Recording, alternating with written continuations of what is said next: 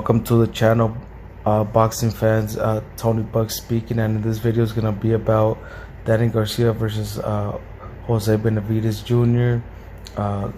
Coming up this month, July 30th on Showtime Boxing. So pretty much Danny Garcia moving up to super welterweight, 154 pounds, coming from 140. Became a champ at 47. Couldn't really dominate, so he has to move up, going up in age as well. So fought everybody in the game that would equal from Philly.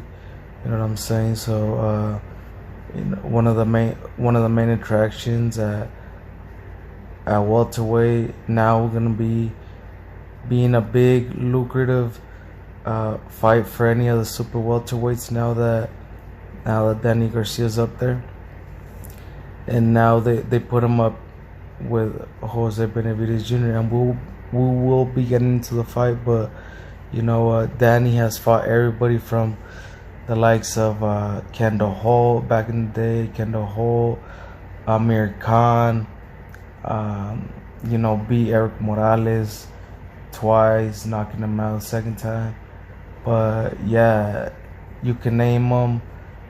Danny has fought him, Samuel Vargas, Sean Porter, and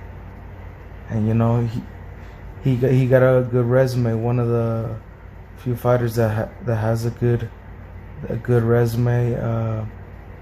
And coming in all his L's, it could have gone either way pretty much too, but he could have done more in those fights that he lost. That's why he took the L. But that don't take nothing away from him, because he's still a dope fighter.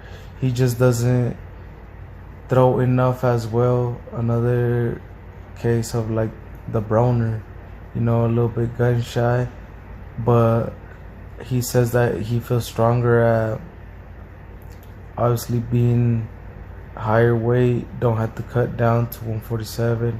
Now he can stay at 54 and don't have to cut down. But Danny Garcia says that he feels real strong, and that when he goes down in weight, that he feels his power goes too. So let's see if he will have that power. But 154, he wants to fight the undisputed in Mel Charlo, but that's a fight I see Mel taking, since it's a big payday, since Danny Garcia brings a lot of fans, but the Lions only Mel has his fans as well. So it'll be a good fight, and I think it could be anywhere in the Barclays, Vegas, or in Philly. So close, being in the East Coast since they're over there. But this fight is with Jose Benevidez Jr. and Benevidez Jr. doesn't really have a good record because all his inactivity. But he was one of the rising stars in the sport. He just so happened to get shot in the foot, and that really messing up his boxing career. But he still gave Terrence Bud Crawford, some can argue now that he the #1 pound for pound. He gave him a hard fight, still with that post gunshot wound to the foot. So Danny Garcia ain't no Bud Crawford. So I see Jose Benevidez tagging up Danny. I don't know if he has the power at 154, but we will see him as well. Like I said, he doesn't really have a good resume compared to Danny, but I see Danny, beating possibly stopping Benevidez Jr. I don't know, maybe around 11th And if Benevidez Jr. brings it, he can for sure upset Garcia if Garcia gets caught slipping too. So Garcia's not that slick, but he is a counter puncher. Danny Garcia being the counter puncher, Benevidez is gonna go in there wanting to exchange. So it's gonna be a exciting fight for sure, since Benevidez is not an all defensive fighter. Everybody knows that. So we will have an exciting fight. Due to the clash of styles, and keeping the rivalry going. Versus, even though they're both born in the United States, they also are of Spanish descent. So one being Mexican and the other one being Puerto Rican. You know what I'm saying? Speak Spanish. They both speak. Well, I would say both speak Spanish, but Jose Benevidez Jr. does. Danny Garcia not really, but I mean that don't take from the fact that they're both Hispanics, and I'm gonna put on for the Hispanics and give us all a good show in the fight. I'm sure of that. So just put it on for boxing and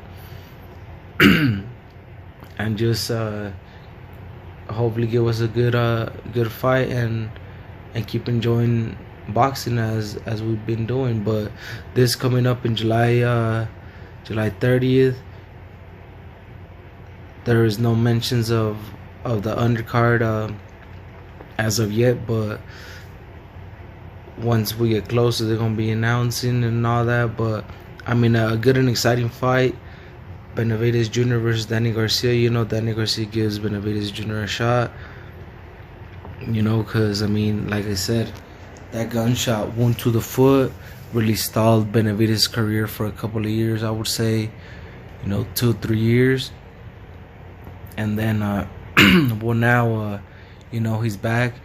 Even though he was already back, he took a L to Crawford, got dominated, but I mean, that's not a solid win, even though it is, because it's not Bud's fault that he got shot in the foot, because he had a lot of potential and he hasn't Benevidez Jr. So, it's just unfortunate that he just ended up in the circumstances he did when he got in that situation of getting shot. So, it just, the streets ain't safe, man. So Benevidez was out in the street. So, that's just how it is when you're out there moving. But now he's for sure motivated, as he said he was in the interview they had. But he says motivated. Hopefully it would be dope if he wins, me being Mexican as well. So, but I mean, I'm a big fan of Danny Garcia as well. So, I mean, be cool if Danny got the win as well. So, I mean, I just know it's gonna be a firework type of fight. Mexico versus Puerto Rico rivalry going on there. So, it's just gonna be exciting and can't wait. And I know Danny's gonna bring it, and I know Jose Benevidez Jr. is gonna bring it. So both coming from good schools of boxing. Garcia coming from that Philly shell defense, Puerto Rican background, and Jose Benevidez Jr. that Mexican style of school of boxing. His dad, Jose Benevidez Sr. He made first Junior and then David champs. Junior has been regular 140 champ, but he never achieved the the real belt for, like I said, for being shot in the foot. He wasn't able to get to reach his full potential, since obviously that's a disadvantage, being shot in the foot. So, but I mean, he's still in the boxing game, so he's, by the looks of it, he don't let that stop him. So, and he's still fighting at the highest level. So, I mean, he still has somewhat to use his skill, and and one punch can always change a fight. So he has a chance for sure. So real dope fight, man. Like I keep saying, Mexico versus Puerto Rico, and it's gonna be a firework type of fight. Benevidez Jr. is around like 5'10", 11. He is gonna have a size advantage on Danny Garcia, which might be at like 5'8", 5'9", you know what I'm saying? So we'll see how Jose Jr. is gonna look at 154 as super welterweight. So a lot of potential fight opponents for